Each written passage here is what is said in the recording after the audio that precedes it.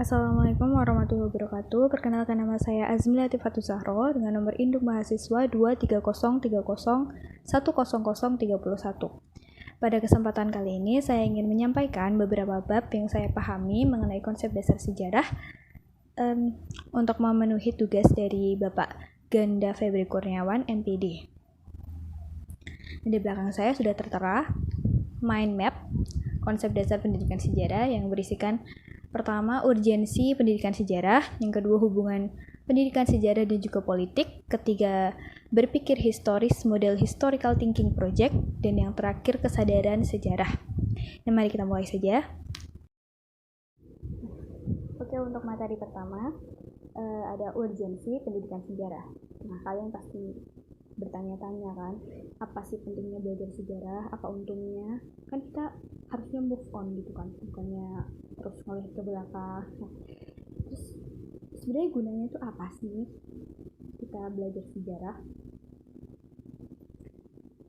Nah, sebenarnya pembelajaran sejarah di lingkup pendidikan itu memiliki makna yang sangat penting bagi wujud dan juga keberlanjutan suatu bangsa. Terkait dengan hal tersebut, Wirya Atmaja dalam bukunya pada tahun 2002 menjelaskan bahwa sejarah sebagai bagian dari pengajaran pengalaman anak manusia yang usianya sudah cukup tua. Jauh lebih tua dari pertama kali sejarah dituliskan. Keren.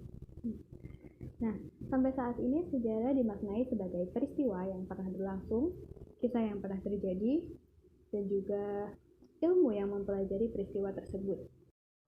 Nah, pendidikan sejarah itu juga sangat dibutuhkan di masa depan karena masa lampau itu merupakan guru yang paling baik untuk menemukan kesuksesan dan juga memperoleh kesuksesan di masa yang akan datang.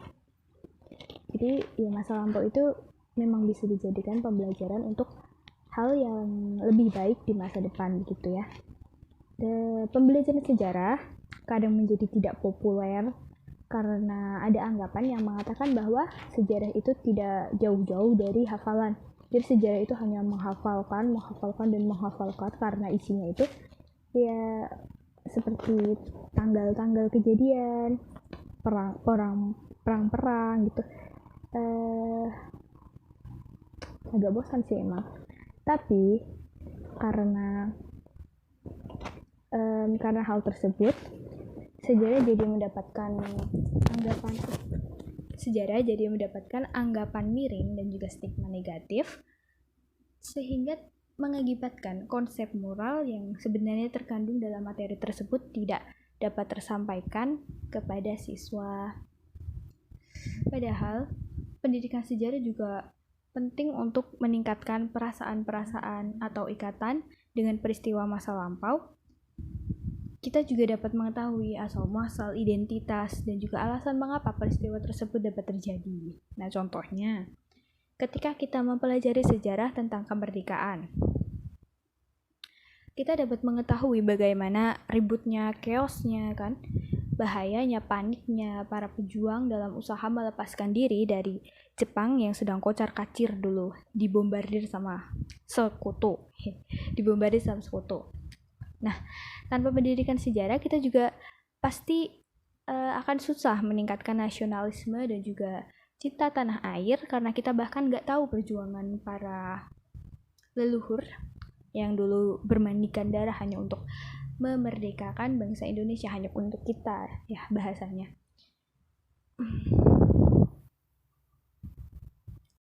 Oke, mari kita lanjutkan ke hubungan pendidikan sejarah dan juga politik. Nah, sebenarnya apa sih hubungan antara kedua bidang ini? Padahal kalau dilihat secara awam, kedua bidang ini seperti bertolak belakang dan juga tidak ada hubungannya sama sekali. Padahal sebenarnya pendidikan sejarah dan juga politik ini memiliki hubungan dan juga keterikatan yang cukup erat nih. Pendidikan sejarah dapat memberikan gambaran dan juga informasi mengenai politik di masa lalu, sehingga politik zaman sekarang dapat memahami, mempelajari, mengevaluasi, membandingkan, dan juga menjadikan itu sebuah acuan ya untuk kepentingan aksi politik di masa depan.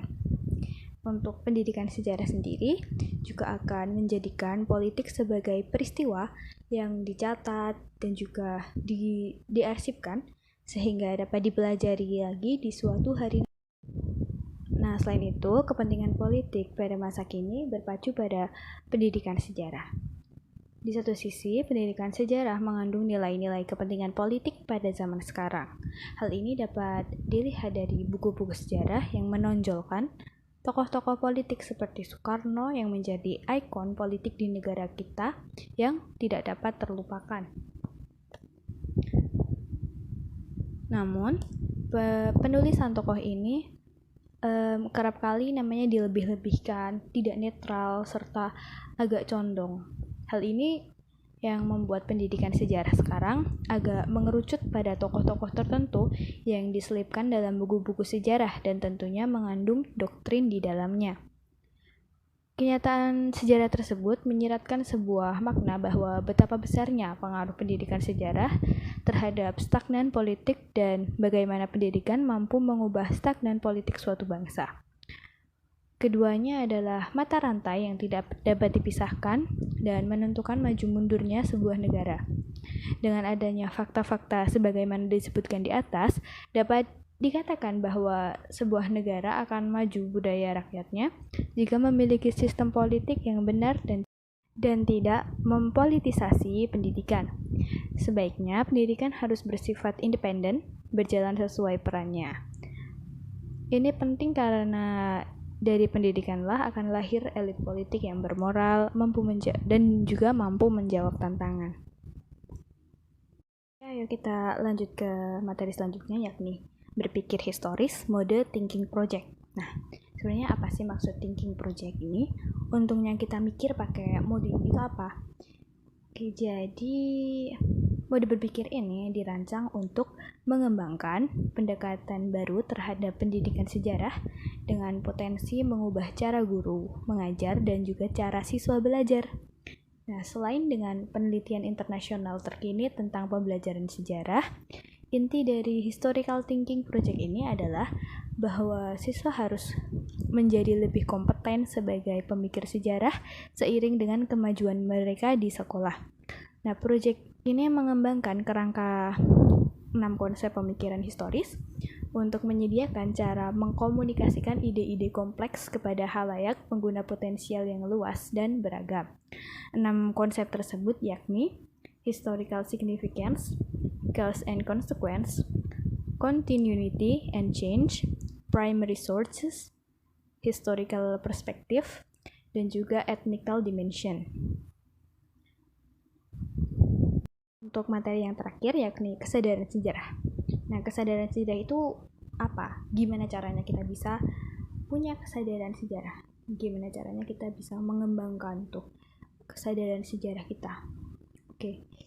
Jadi pengertian kesadaran sejarah sendiri adalah kemampuan merefleksikan masa lalu secara kritis dan juga arif untuk memahami realitas serta memecahkan permasalahan masa kini dan mendatang.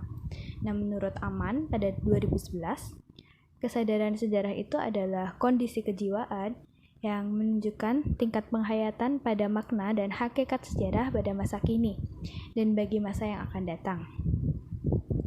Menyadari dasar pokok-pokok bagi berfungsinya makna sejarah dalam proses pendidikan. Kita dapat meningkatkan kesadaran sejarah dengan mengimplementasikan 2 kompetensi ini. Nah, kompetensi yang pertama yakni kompetensi pengalaman. Dalam upaya untuk memberikan perasaan atau vibes sejarah itu, kita dapat berusaha dengan memutar media-media seperti film atau animasi yang berkaitan dengan sejarah, melihat barang atau benda yang berasal dari masa lampau sehingga kita dapat merasakan dan juga membayangkan suasana di kala itu. Jadi kita dapat pengalaman ya dari film-film atau jejak-jejak masa lalu. Jadi kita bisa ada pikiran lah apa sih sebenarnya yang terjadi di masa lalu. Kita tidak hanya belajar konsep, tapi juga kita bisa membayangkan juga. Nah, yang kedua, kompetensi penafsiran. Nah, kita dapat mencoba memahami dan juga berpikir kritis tentang apa yang terjadi di masa lalu, mencari tahu sebab akibat, sehingga makna-makna sejarah yang terkandung dapat tersampaikan dengan baik. Kompetensi penafsiran ini sebenarnya juga menjadi kompetensi yang sangat penting ya. Jadi kita bisa memahami sehingga kita dapat mendapat apa sih intisari yang terkandung di dalam sejarah tersebut. Oke, jadi intinya ya, tujuan dari kompetensi-kompetensi di atas adalah agar kita semua dapat memahami inti dari sejarah secara mendalam, sehingga kita akan mudah mengingatnya dan juga meningkatkan kesadaran kita terhadap sejarah. Jika kita sudah dapat mengimplementasikan kedua kompetensi di atas, bisa jadi kesadaran kita terhadap sejarah itu bisa meningkat dengan pesat. Oke, sumber-sumber buku dan juga jurnal yang saya peroleh untuk menyusun materi dalam video ini akan saya taruh di deskripsi video. Terima kasih atas kesempatan dan juga waktunya. Mohon maaf apabila dalam video ini saya masih banyak kekurangan dan juga penuh kesalahan. Terima kasih semuanya. Sampai jumpa di lain kesempatan.